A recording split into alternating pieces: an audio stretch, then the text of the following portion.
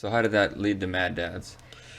Well, it led to MADDADS because when I started, I said I want to be back on the streets, but I want to be back on the streets in a positive way. Uh-huh. I want to be doing something positive. So I started a group called Black on Black Love in South Minneapolis, and we started just going around reaching out to communities. And were you ordained at this point? Nope, I wasn't ordained, and I wasn't even a minister yet. Um, I'm trying to remember exactly what year. It was 90 something that I became a minister, and how that happened was pretty phenomenal. God really moved in that area. But I'm going to go back to Black on Black Love Mm-hmm. was an organization I started because I believed that we needed more love in the black community. And so I called it that. And somebody said, Black on Black Love is not going to get us any grants. Black on Black Love is not going to get us any support. And Art Erickson had told me about a group called M.A.D.D.A.D.S, which started in Omaha, Nebraska in 1989. And so we started, and so I found out about M.A.D.D.A.D.S. Art Erickson and Urban Ventures helped us kick it off. And they were our physical agents for a number of years.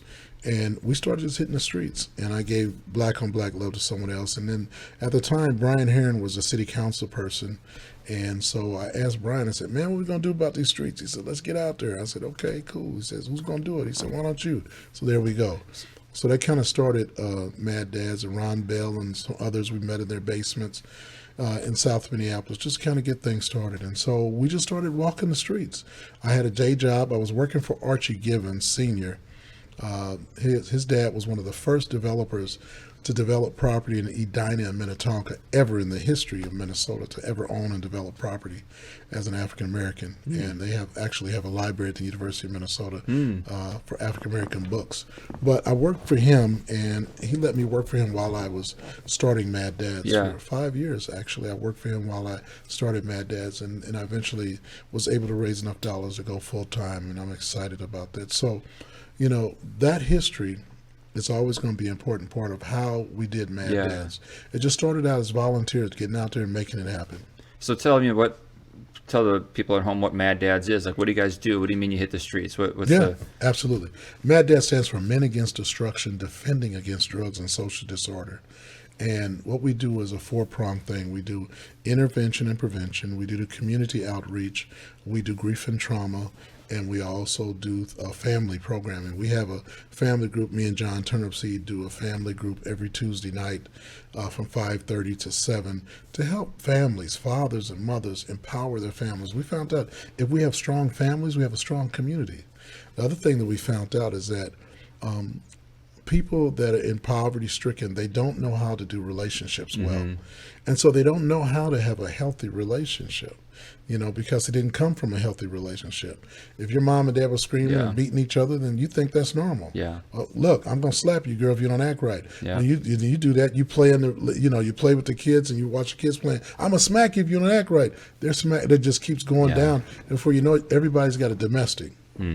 And so what we found out, we have groups. When we bring families together, we found that if the daycare is involved, we found that on the way home and on the way there, families are talking about family dynamics.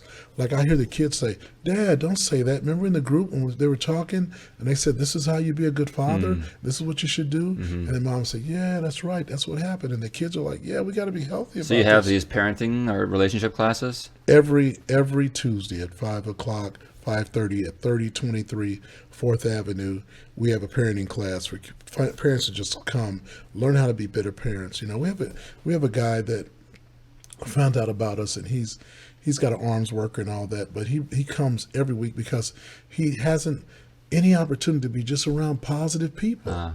And he comes every week. He's so inspired, man. He says, before that, I was suicidal. I was losing my mind. But now every week I look forward to being around positive people. Our support groups, we were giving some federal funding. Our support groups were up to 100 fathers a week. And because we lost that funding, here's the other thing. You got to talk about the system when you talk about the system. If I'm saving 100 fathers a week, do you know how many people I'm preventing from being incarcerated a week? If I'm saving 100 fathers a week, I'm preventing X amount, 100 fathers from going to the penitentiary and the prison. Yeah. If I'm doing that, then I'm decreasing the Yeah. amount of dollars that go to the penitentiaries and the jails. And if that's not good for economics, Yeah, yeah. I suppose it comes down to which like jails is a different part of the budget than community outreach or something like that, right? So that I'm guessing that those two appendages of the government don't necessarily interact or talk to each other, so that the funding isn't going to be swapped between the two. I don't know, but well, what I'm going to say is this, though, is that if I'm creating a system where 100 fathers a week are not going to jail, yep, and then after 5 years of doing that consistently and successfully and being one of the best fathering programs in the nation, and then you take that funding and then you come in and then you do a survey and then you tell us and you fund us to turn people away. That was the weird part. Like, they came in and said, we're going to fund you just to turn people away.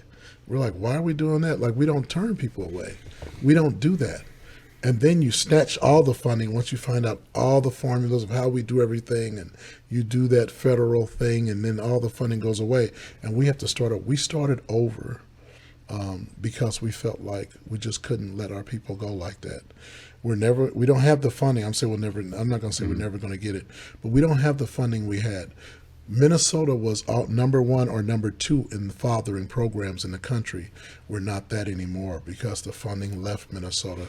Because now what they're saying and not saying and what's happening is that they didn't put the priorities on fathers now. We've lost that priority. We're trying to gain it back. We're working with the Capitol. We're working with folks at the Capitol to bring that back. But that was done for a reason. That now, let's look at the numbers. 5 years of bringing fathers together. Let's look at the numbers now of how many of those fathers are getting incarcerated or being locked up because the fathering program is not as strong as it used to be. Nobody's doing that because it doesn't matter, because it's about profit. So we need to take a look at that, though. yeah. I don't have anybody to pay to do that because federal government, they can research and pay for research. But nobody's even looked at that. Why haven't we looked at that? That fathering did work, and we did stop fathers from going to the penitentiary. And why aren't we looking at that and saying, give that money back and let's go back to what works? Well, what I'm optimistic about in the year 2020, when you can go online, start a GoFundMe, start a Kickstarter, and raise money through Facebook, independent of needing to go to a city council or a county commissioner or a senate or a house. We can just get the money directly. And I sat in on one of these parenting classes. I sat in on one of the jobs classes. I sat in on one of your North 4. North at work? It was a class where you had like The young people. yeah, the young guys. North 4. Yep, that was North 4. And you're working with young juvenile boys who've gotten in some trouble, Yep. and you're straightening their paths, straightening their lives out, coaching them, mentoring them. And County homeschool. I was blown away by all of this. See, what got me to meet you was that it was around the times of Black Lives Matter, and there was all this noise, obviously, about the systemic issues, police, and things like that, Right. that are coming down and hurting Black communities. But I also noticed a lot of the problems from within Black communities as well. And I said, is anyone doing anything like that? And I remember a Facebook friend said, yeah, go look for him. And I think he even pointed me out in the direction of a couple. And then I found you, and I went to these classes, and I was like, oh my gosh, these classes are going on. And I didn't know there was this kind of empowerment work happening in urban communities in Minneapolis. And so I wrote about it for the Star Tribune, and I've been, a close friend of yours since. I've also been observing how it's tougher for governments to, I think, maneuver. Like when I talked about the budgeting thing a second ago, I wasn't like defending and saying, oh, they're not doing that because this, and it's a good reason. I was just saying government's kind of, it's bureaucratic, it's messy, you got to get approved. It's like, why don't we just go straight to the people? So I don't have to go through a radio station to have this show, right? Here I am. I don't need to be on TV. I just go live, stream, boom, here we are.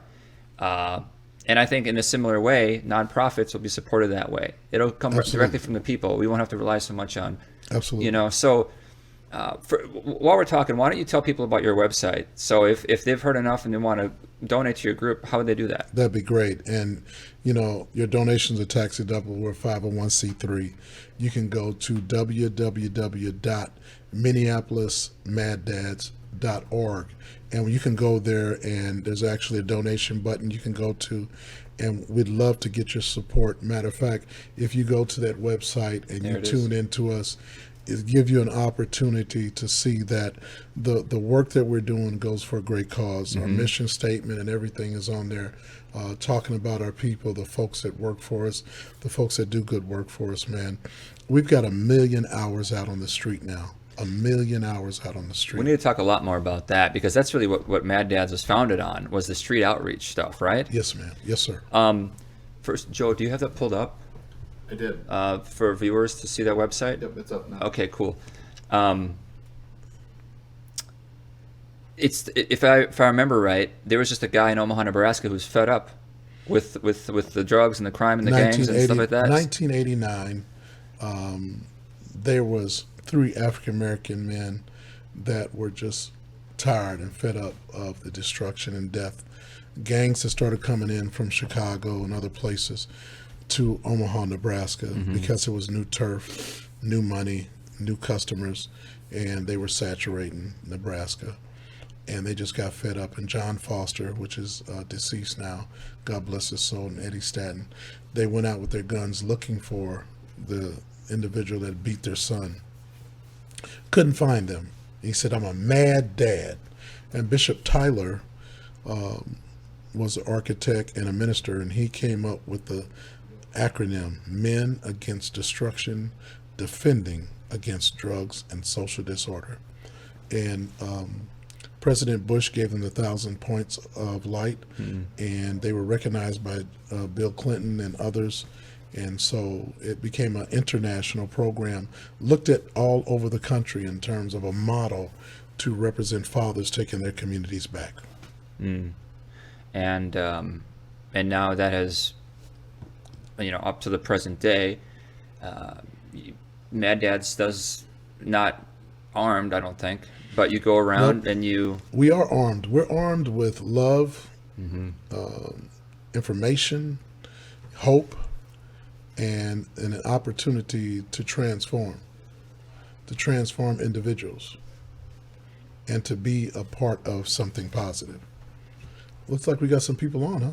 Yeah, there's a few there, and thanks for the questions. Keep going with your story. We'll bring the questions in a bit. We'll get some questions. Yeah, Okay. yeah. So when you talk about how do you transform all this into something good, and how can you do this without staying too focused in on,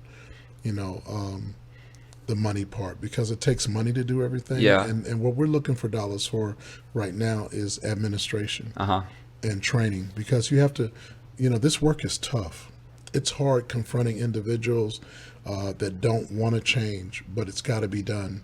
Talk about that a little bit. Like, you guys go out in your van or just walk the streets if it's not too cold, I suppose, or even if it is, walk them anyway, and you confront gangs, you confront drug dealers. Well, talk a little bit about that. They're our family. These are all our family. Like we don't consider them and put them into categories like that. Okay. Like if a young man is involved in a gang or a clique or whatever, he's still our son. That's like if a girl's involved in prostitution or theft or credit cards, that's still our daughter, man. They see, law enforcement looks at it like good guys and the bad guys. Yeah. And we look at it like, here's some people that are just like us. I'm no better than anybody else. I sold drugs to people and I destroyed their lives. And some days I have to look at those individuals and say, "You still doing that, man? I wish I'd have never turned you on to cocaine. Look at you. You're still a crackhead. But I still got to love on you. I still got to support you. And I still got to try to lift you up. Can I get you in treatment?" These young men that are fatherless, that are out here joining gangs. I tell you, my job is the opposite of a gang leader's job. So a gang leader's job is to recruit and bring you into the gang so that you can sell drugs and destroy the community. My job is to hopefully get you out of the gangs so you can be productive and change the community and lift it up and protect it. Our young men are not being told they're great. Matter of fact, I know young men that hate their fathers, and they hate their fathers, and they hate their fathers because they keep lying and saying they're going to show up and never show up. And you know, those men probably don't mean to be like that, but their father never showed up. Yeah. And so they don't really know how to show up. Yeah. And so it's our job to have these parenting groups to teach these fathers how to show up and be there, because we can't arrest our way out of this. Yeah. But some people do need to be locked up. Yeah. But some of them need love. I remember going into a gang infested area, and I put my arm around a dude. He looked at me like, man, if you don't get your arm away from me. And he asked the other guy, said, man, who is that dude, man? If he touched me, I'm gonna shoot him. Or like, why would he touch me? And the guy said, that's MADDADS, man. That's what they do. Like, you better get used to that. Whenever they come around, they might put their arms around you. They might pray for you. They're going to embrace you. They're going to ask you what's going on. They're going to do that. Like, you don't get to treat them like you treat everybody else, because that's what they do. And I thought that was admirable for one gang member to tell another gang member. That's what MADDADS does. You've developed that clout in these communities so that when people see the green sweatshirt, they know who it is. They know, that's you're not a threat, that you're there to help. Is that safe to say that you've developed that kind of relationship with people? We developed those kind of relationships because we don't look at them as gang members and thieves and robbers. We look at them as individuals that are part of our future, that need to be transformed, and even those that are older are part of our present that needs support and love. And as long as we can give you that, there's a young lady, she's always prostituting and high on drugs, but every time she sees me, she cries because she knows that I'm still not doing right. I'm so sorry. I want to try to get better. And she seems like she's getting a little better every time. And I'm used to that because, see, you know what? And one of these times she's going to go all the way. Now, even though when she sees me, she cries because she knows that inside I'm that one person that wants better for her. I'm that one person that wants to see her change. We're that organization that wants to see people change, not right now, but when you're ready. Change when you're ready. We'll get you in Turning Point. We'll get you in Micah House. We'll get you in Teen Challenge. We'll put you somewhere where your life can be transformed when you're ready. What was it like from the start when you just started walking around this? Were you like a neighborhood watch patrol? Well, kind of like that, but the bad part is that I remember going to our first block. We got there, and the gang members was out there as a Blood Street gang. This was in the 90s? Yeah, and when we started in 98. And one of the gang members said, hey, man, what's up? I said, man, we're here to look out for you. Oh, good. Stand over there if you see the police. I said, no, not like that. I said, we're here to look out for you and your future. And so we started just sweeping the streets and making it clean.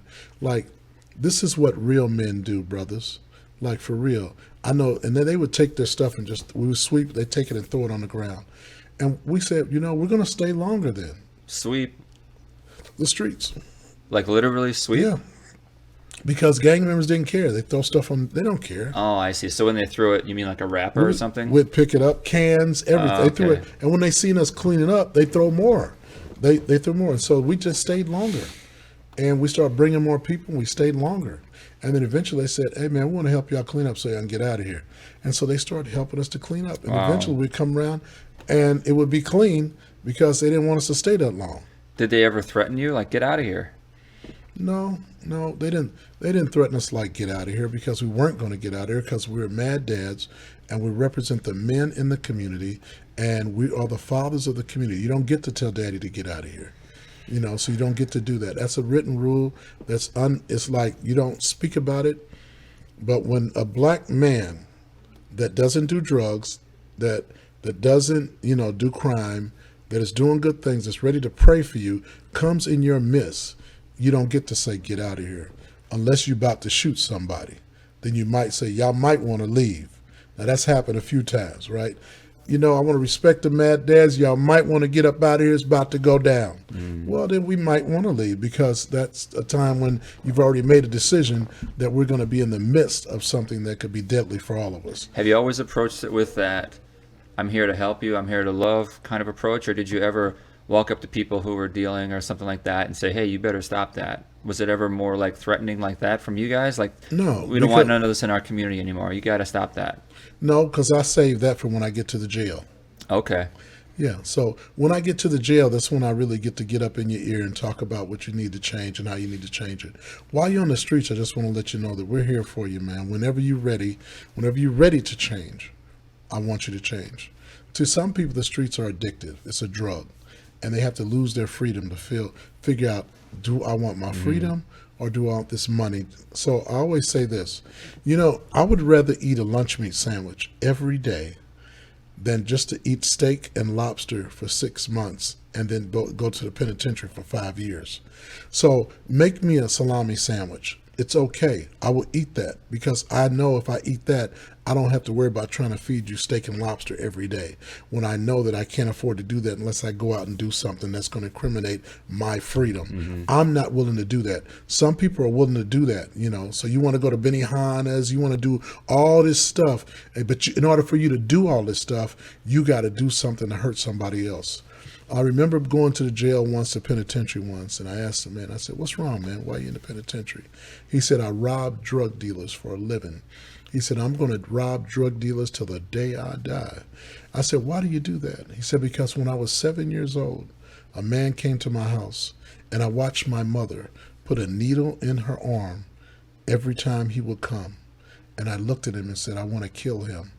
And so when I got old enough, and I seen drug dealers in our community, I found out where they lived and I robbed them. And that's what I do because I'm doing this on behalf of my dead mother, because one day that drug dealer came in, shot that needle, and she died. And I laid there and tried and cried and did my best to bring my mama back.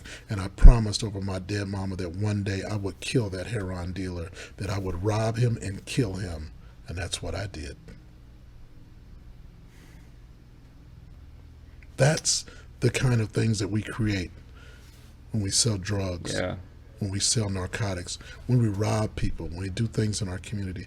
That's what we create. And for all those individuals out there that are selling drugs saying, hey, man, somebody's got to do it. Yep, somebody's got to do it. And you're creating monsters that might come back later to haunt you. Just to quickly run down, you guys do those classes, you do the street outreach. Oh, you also do the homelessness work, which I was able to accompany your group on about a month ago. It was last March, in fact, or a year ago.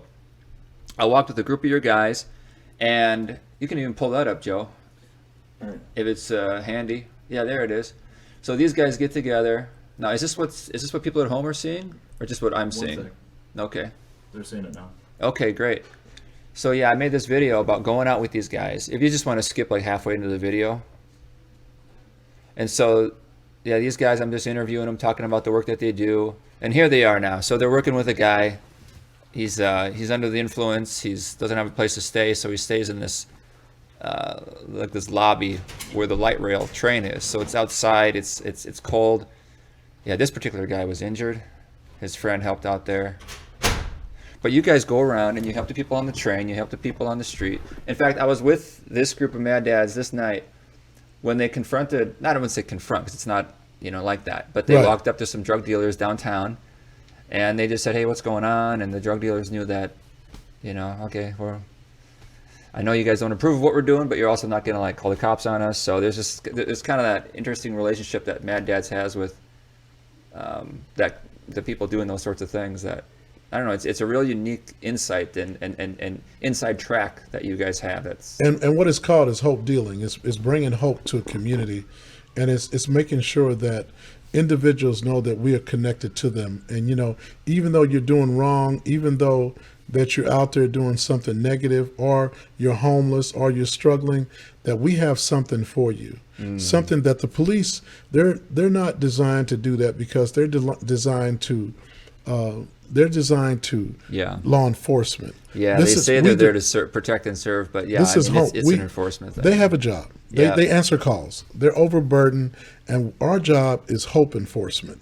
So we're enforcing hope into the community, in the hearts and minds and spirits of those that are involved. I think this is really great. Matter of fact, as you can see there, There was a guy that said, "Man, I was getting ready to rob somebody, but you gave me a sandwich, and you gave me something to eat." And the only reason why I was going to rob somebody is because I was hungry and I didn't know what I was going to do. So it's important to understand that a sandwich or just something to give somebody is very helpful. And these Yeah. people out there, arresting them is not going to change it. But if I can give you a sandwich and you can tell me that I'm going to put this gun away and I'm going to just think about my life for a minute, and now I've got something in my stomach, I feel a lot better. That's why this is so critically important, that the work that we do. Man, I love the fact that people are watching and got comments. When do we get to those? I can't Yeah, wait to okay. answer All some right, of those let's get to questions, those right man. now. Those are there. People are asking some wonderful stuff.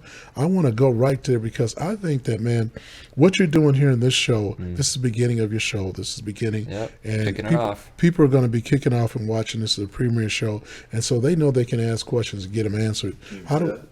All right, what's that? Can you see it? Can you read it? Yep, I sure Is can. that Chris? Chris? Yeah, Chris starts off. Am I doing what God is asking for me? That's the moment you from being a youth to a man. Kudos to you, VJ. Hey, Chris, thank you very much. And that's one of the things that I believe that's important. We have so many young men that need to see that energy, that need to know that a role model is somebody. I can't tell you how many times people came to me and said, "Man, thanks, man. Look, because of you, I know what I want to do now. Because of you, I've transformed my life." Chris also said, strong families, strong communities. Absolutely. You got to believe that if you take a family and make them strong, man, if you're at home sleeping on crates and cardboard, and if I bring you a mattress and teach you how to start going to church and start working a job and going to school, getting the training, that's going to make a big difference. How do strengthening- people find your classes? Do the courts say go to these classes, or do No, they just come no, we voluntarily? streets. We find them on the streets, man. We get them to our class. We find them on the streets, and sometimes they get referred. Sometimes it depends. You know, people hear about us and start showing up. It's an amazing thing, man. And we're just starting it up again. And then we had somebody say, parenting class, what an excellent idea. Lost funding. See, that's my Yeah. thing. That was working for us. It was working 100 fathers a week. That was amazing. And we lost that. Absolutely. But you can help us bring it back. And then Tananye said, how do we organizations work together to help the community? And I believe it's important. That's an important question. Unity is important. In some ways, we get divided because we're fighting for the same dollars. Now, it would be interesting if we were fighting over $2 billion. We're never fighting over that. We're always fighting over 50,000, 20,000, 30,000. Only so many organizations can get that. So why are we fighting over that when we have abundant of funding, but it's not coming to we're at Walker Arts Center or the arts, and they have lots of funding. They get big funding, I'm just looking for enough to have the admin staff and the things that I need to do what I need. Thank you, Tananya. And I think it's important that we try to figure out how to get these organizations to come together to look for the kind of funding that we need. Also, what is your vision for the future of National MADDADS? And I see my role as the national president is to find local leaders to start running the local as I season in my lifetime to begin to start chapters and build chapters across the country. That's my goal. And so I just want to maintain the local chapters so that our young leaders can come in and kind of take that so I can go across the country and help others build chapters. I found a video this morning from Jacksonville MADDADS, a news story about a year ago from them. So I know there's other chapters in other cities doing good work. All over the country. We got chapters all over the country. Is that the Jacksonville MADDADS right there? Yeah, it was a YouTube video about a murder, and then it shows real quick here. It'll show the MADDADS down there in Jacksonville, like having a vigil. That's where I also saw your work, doing just Floyd, like this, doing the him. vigils. Yeah, and they're known for always knocking on doors and letting people know what's going on in the community. Though they walk the streets and do the same thing. They're a volunteer organization. Jacksonville, Florida was the last chapter that the national president, that's Eddie, that's Elder Floyd right there. He's the president of the Jacksonville, Florida MADDADS. And they're known for creating that kind of energy in Jacksonville, Florida. That's the last, like I said, that's the last chapter that Eddie Stanton, the original founder, he started that in Jacksonville, Florida. So the headquarters was there before he died. So we're in Omaha, Nebraska. We're in Jacksonville, Florida, Yep. Buffalo, New York. We're across the country. We have a strong chapter in Pittsburgh also.